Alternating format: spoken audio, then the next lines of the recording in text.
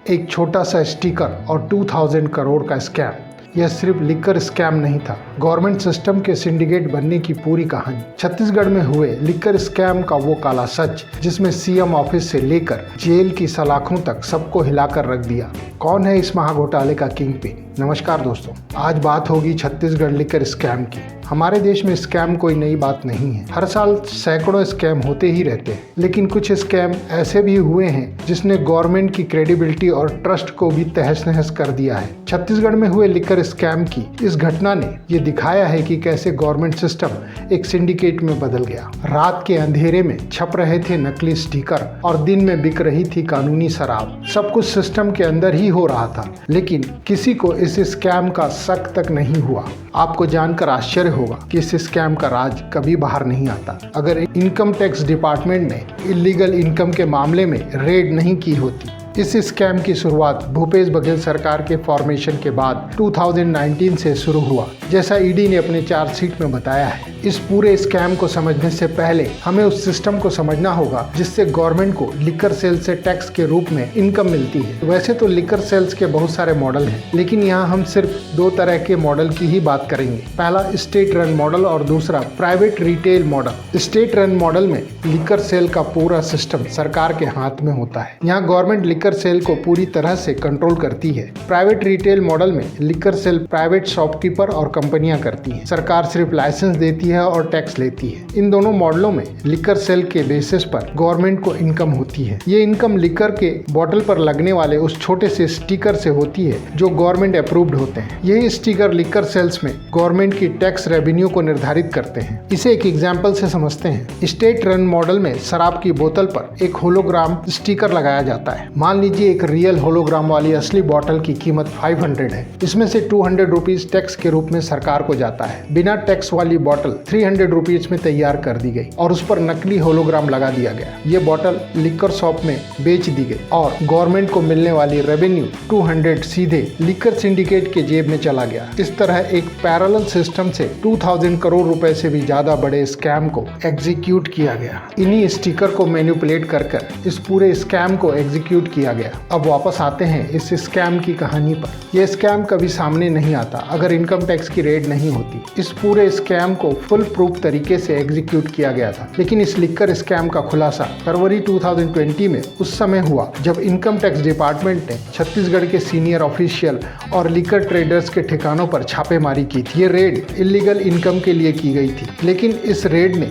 State की history के सबसे बड़े लिकर स्कैम के धागे खोल दिए। इस मामले में नाम बताने से पहले एक बात क्लियर करना इम्पोर्टेंट है। किसी पर आरोप लगाना और दोषी सिद्ध होना दो अलग स्थितियां हैं। कई लोगों के नाम जांच में आए हैं, लेकिन कोर्ट का अंतिम फैसला जब तक नहीं आ जाता तब तक वे इनोसेंट ही हैं। इसका striking example daily liquor scam में हम देख सकते हैं कि कैसे एक्यूज्ड एक एक करके कोर्ट से बरी किए जा चुके हैं। हालांकि अभी कोर्ट का अंतिम डिसीजन आना बाकी है। फिर से वापस आते हैं इस छत्तीसगढ़ लिकर स्कैम पर। During income tax raid Anil Tuteja और अनवर ढेबर के डिजिटल गैजेट्स जैसे मोबाइल और लैपटॉप जब्त कर लिए गए थे। इन गैजेट से मिले व्हाट्सएप चैट और डॉक्यूमेंट से पता चला कि स्टेट में शराब की बिक्री में इल गॉटन गेन से पैरेलल सिस्टम चल रहा है। इनकम टैक्स की रिपोर्ट के बेसिस पर इन्फोर्समेंट डायरेक्टर ने मनी लॉन्ड्रिंग का मामला दर्ज कर लिया। अब यहाँ से इस स्कैम के जांच की शुरुआत ईडी ने की। शुरुआती जांच में ही ईडी को इस स्कैम की फेरोसिटी और ग्रेविटी का अनुमान हो गया था। इस स्कैम की फर्स्ट मेजर अरेस्ट 6 मई 2023 को हुई थी। अनवर ढेबर को ईडी ने इस स्कैम में सबसे पहले अरेस्ट किया था। ईडी ने अनवर ढेबर के इस पूरे स्कैम का किंग पिन और मास्टरमाइंड बताया। ईडी ने जांच में पाया कि he was the link between private liquor manufacturers and government official और पैसे की वसूली का पूरा नेटवर्क अनवर ढेबर ही संभाल रहा था।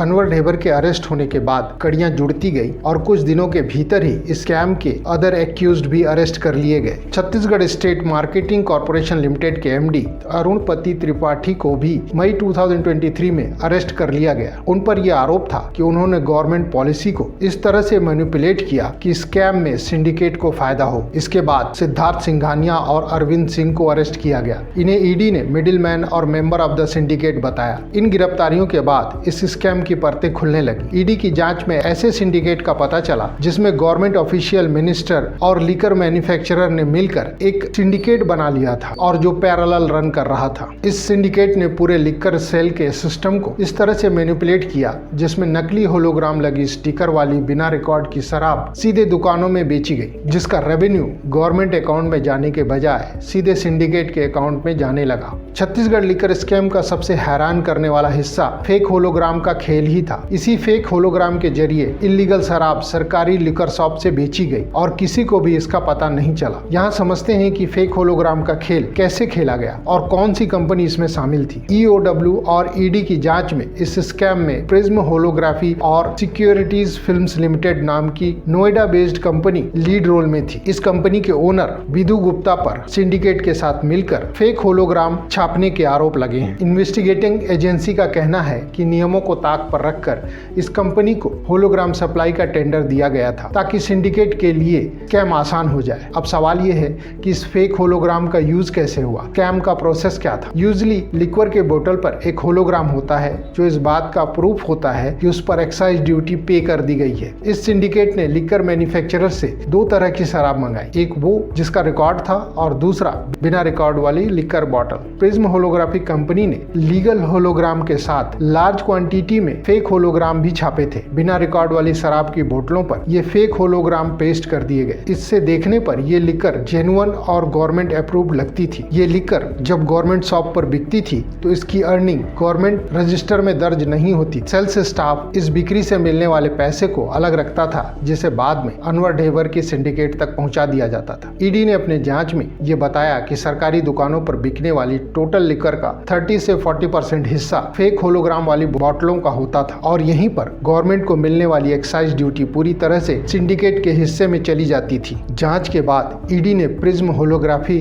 के ओनर विधु गुप्ता को अरेस्ट कर लिया। जांच में पाया गया कि कंपनी ने इलीगल होलोग्राम छापने के बदले करोड़ों रुपए का कमीशन लिया था। इस स्कैम में अब तक 8 से 12 लोगों को अरेस्ट किया जा चुका है। गवर्नमेंट ऑफिशियल के वो बड़े नाम जो इस स्कैम में गिरफ्तार हुए हैं वो है अनिल टूटेजा, अरुणपति त्रिपाठी। लिकर बिजनेस से जुड़े लोगों में अनवर ढेबर, सिद्धार्थ सिंघानिया, अरविंद सिंह और त्रिलोक सिंह ढिल्लो प्रमुख हैं। यहाँ सबसे ज्यादा चौंकाने वाले नाम राजनीतिक है, जिसमें भूपेश बघेल जो कि पूर्व मुख्यमंत्री थे, उनके पुत्र चैतन्य बघेल और पूर्व कैबिनेट मंत्री कवासी लखमा का भी नाम प्रमुख है। ईडी ने अपनी जांच रिपोर्ट में बताया कि 2019 से 2022 के बीच इस स्कैम को कैरिड आउट किया गया था। इस पूरे स्कैम का किंग पिन अनवर ढेबर को बताया गया है, जिसने इस पूरे सिंडिकेट को पर्सनली हैंडल किया और गवर्नमेंट ऑफिशियल, स्टेट के पॉलिटिकल लीडर्स ने उसकी मदद की। स्वाभाविक है ये मदद पैसों के बदले की गई होगी। इस स्कैम के आरोपियों के रोल पर ईडी ने अपने चार्जशीट में क्या बताया है ये देखते हैं। भूपेश बघेल को ईडी ने